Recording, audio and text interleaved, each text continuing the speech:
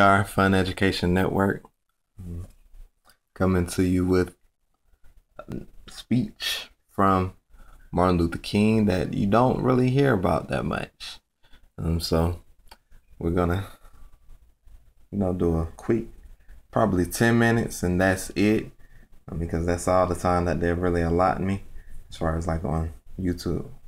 So you have the American Dream speech, and also you have a picture of Dr. Martin Luther King. It was done by an artist named Zebra, who has a great story. He was an architect, but fell from grace, but rose back again. And this one is another picture. Maybe you can see it, maybe you can't, but this was done by a brother named Levy. Real good artist, Ricardo, and it's basically showing the inaugural of him getting inducted to accept the Nobel Peace Prize. So I hope you can see it. It's not really enough light, I guess. But yeah. So yeah. Anyway.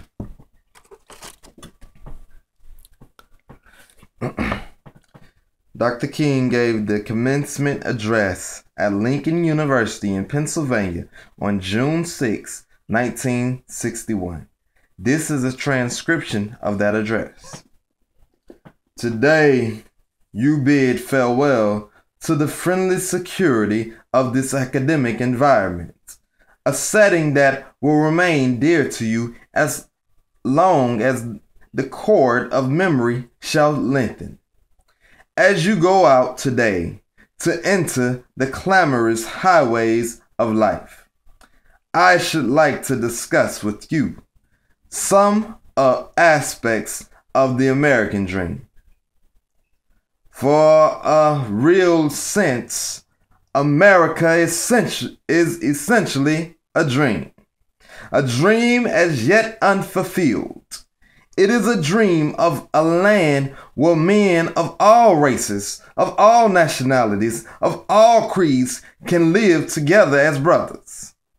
The substance of the dream is expressed in these sublime words lifted to cosmic proportions. We hold these truths to be self-evident, that all men are created equal, that they are endowed by their Creator with certain unalienable rights, and among these are life, liberty, and the pursuit of happiness. This is the dream. One of the first things we notice in this dream is an amazing universalism. It does not say some men, but it says all men. It does not say white men, but it says all men, which includes black men.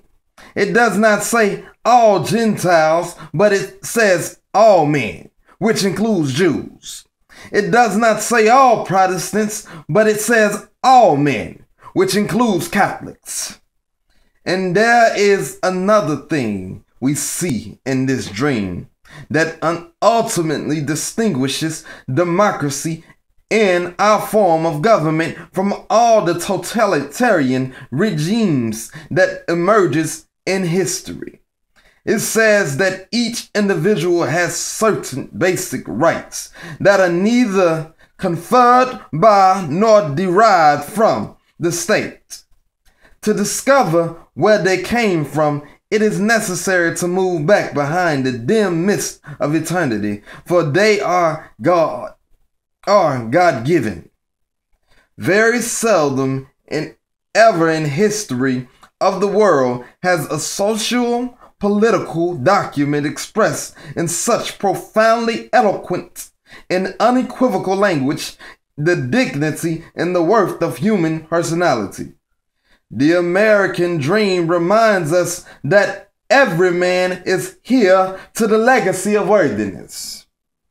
Ever since the founding fathers of our nation dreamed this noble dream, America has been something of a schizophrenic personality, tragically divided against herself. On the one hand, we proudly profess the principle of democracy, and on the other hand, we sadly practice the very antithesis of those principles. Indeed, slavery and segregation have been strange paradoxes in a nation founded on the principle. But all men are created equal. This is what the Swedish sociologist Gunnar Myrdal referred to as an American dilemma. But the shape of the world today does not permit us the luxury of the anemic democracy. The price America must pay, the continued exploitation of the Negro and other minority groups, is the price of its own destruction. The hour is late. The clock of destiny is ticking out. And it is trite, but urgently true, that if America is to remain a first-class nation, she can no longer have second-class citizens. Now, more than ever before, America is challenged to bring her noble dream into reality. And those who are working to implement the American dream are the true saviors of democracy. Now, may I suggest some of the things we must do if we are to make the American dream a reality. First, I think all of us must develop a world perspective if we are to survive. The American dream will not become a reality devoid of the larger dream of a world of brotherhood and peace and goodwill. The world in which we live is a world of geographical oneness, and we are challenged now to make it spiritually one. Man's scientific genius and technological ingenuity has dwarfed distance and place, time, and chains. Jet planes have compressed into minutes distance and once took days and months to cover. It is not common for a preacher to be quoting Bob Hope, but I think he was aptly described this jet age in which we live.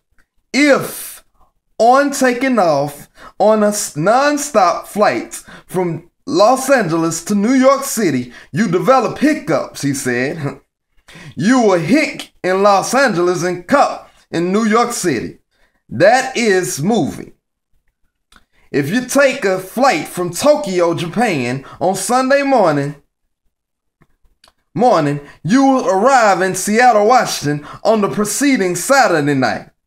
When your friends meet you at the airport and ask you when you left, you can say, I left tomorrow. This is the kind of world in which we live. Now, this is a bit humorous, but I am trying to laugh a basic fact into all of us. The world in which we live has become a single neighborhood. Through our scientific genius, we have made of this world a neighborhood. Now, through our moral and spiritual development, we must do of it a brotherhood. In a real sense, we must all learn to live together as brothers, or we will perish together as fools. We must come to see that no individual can live alone. No nation can live alone. We must all live together. We must all be concerned about each other. Some months ago, Miss King and I journeyed to a great country in the Far East known as India. Miss King and I will never forget the experience that came to us as we moved around that great country, and the opportunity of meeting and talking with the great leaders of India and with people all over the cities and the villages throughout India. Certainly, this was an experience that I will always remember, but there were depressing moments. How can one avoid being depressed when he sees with his own eyes millions of people going to bed hungry at night? How can one avoid being depressed when he sees with his own eyes millions of sleeping on the sidewalk at night?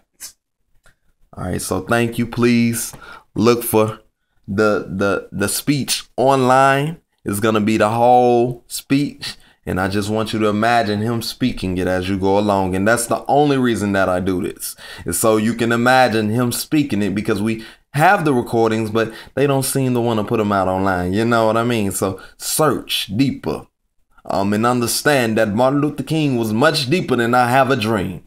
So, the American dream. Peace, love, and I'm out. Peace.